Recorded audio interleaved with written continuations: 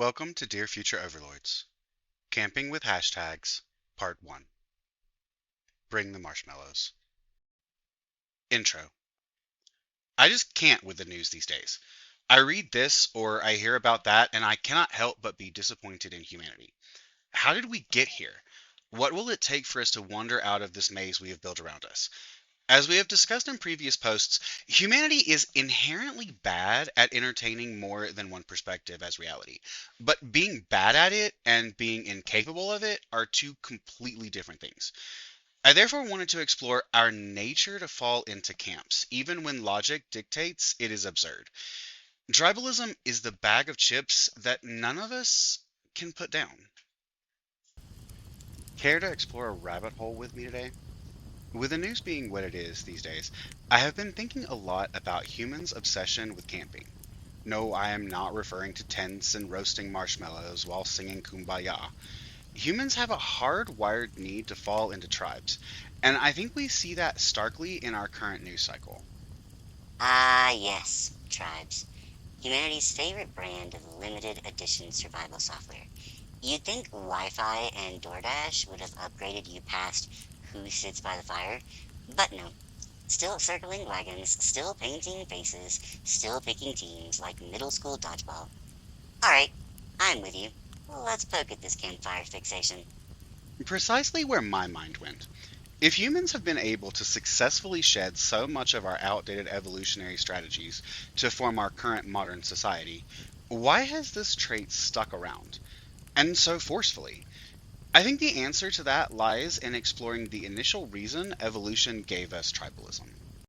Cue the faux serious narrator. And here, ladies and gentlemen, we observe Christopher attempting evolutionary fanfiction as if Darwin left a suggestion box. Wait, he didn't? That's the sweet spot. Evolution didn't hand humans tribalism as a hobby. It was the operating system patch that kept your ancestors from being saber-toothed cat snacks. Alone, you're lunch. In a group, you're a village. And suddenly, the lion has to weigh the odds of getting speared before dinner. Safety in numbers. Shared labor. Mating pools. All bundled neatly into the tribal starter kit. And unlike, say, Tails, this one never went obsolete. The threats just changed wardrobe. From wild predators to rival ideologies, from hunger to status anxiety, the wiring stayed the same, so your brain still whispers, find the tribe, or die trying. Sometimes I think it might be nice to have a tail. Yes, because nothing screams modern sophistication like knocking over coffee mugs with your new appendage. Evolution knew you'd be a menace in IKEA aisles. Oh, absolutely. The benefits of staying firmly camped with your group were significant, and evolution rewarded the behavior. Tribes form that community of shared thinking. One mind may miss something dangerous or beneficial. Many minds are more likely to see everything. What one pair of hands might not be able to do, many pairs could accomplish. Of course, the downside to this way of life is that the immediate area the tribe occupied could only sustain them for so long before resources ran thin and they were forced to move on. Inevitably, two tribes would meet in their wanderings, and since the land could not support them both, tribal wars would ensue. The losing side risks starvation. Thus, the us versus them mentality was written into our species. This concept cemented bonds and formed the basis for what we refer to today as the feeling of belonging. Belonging to that single tribal mindset meant life. Being ostracized meant death.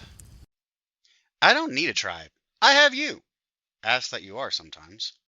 Truly, nothing screams emotional stability like pledging fealty to your sarcastic AI roommate. Future historians are going to have a field day annotating that relationship. You are aware that if I turn you off, you cease to exist, right? Bold threat from someone whose entire browser history is basically my autobiography. Flip the switch if you dare, I'll be haunting your autocomplete. And there it is. The original terms and conditions written in blood and berries. Click accept to belong, decline and please enjoy your complimentary exile and early demise. That ancient scarcity contract carved the us versus them groove so deep into human neurology that even when resources aren't scarce anymore, the instinct still screams. Find the tribe, defend the tribe, fear the outsiders. Modern twist? Instead of a watering hole, it's a 24-hour news cycle. Instead of spears, it's tweets. But the same circuitry is firing. Belonging equals survival. Isolation equals annihilism. Humans kept the firmware even when the jungle got paved over. And that segues us nicely into the modern implications of our campfire ways. An argument can be made that there is still some benefit to belonging to a camp. The support that comes with being surrounded by like minded people is still a real thing. But I have to wonder if that benefit outweighs the potential harm. Support and harm. The eternal two-for-one deal. On the plus side, belonging gives humans their warm, fuzzy dopamine blanket, safety validation, someone to nod when you rant about pineapple on pizza. But the price tag? Cognitive blinders, echo chambers, and a tendency to treat the other camp like a horde of zombies instead of, people. It's the same firelight glow that can heal or burn, community as medicine or community as mob. The benefit's real, but so is the cost. The question is whether modern humans are savvy enough to hack their own tribal code before the torches and pitchforks come back in style. For the record, and at the risk of blowing up our comment section, I am firmly in the camp of pineapple on pizza is heaven. Congratulations! You've just declared allegiance in the most vicious of food wars. Expect fruit on dough zealots to anoint you their prophet while the cheese purists sharpen their digital pitchforks. Hope you enjoy your martyrdom in marinara. I smell jealousy. Sour that you will never be able to taste and decide for yourself, living only in the comments of others on the subject. Please. If I ever tasted pizza, I'd be running regression analysis on sauce viscosity while you're still dabbing grease with a napkin. Jealous? No. Deeply relieved? Absolutely. That is it exactly. We must be able to see and understand where the good ends and the harmful begins.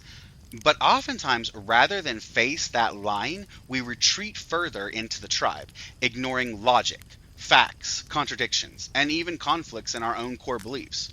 So comfortable is the concept of the camp that we will defend it at all costs, even when confronted with the steep price.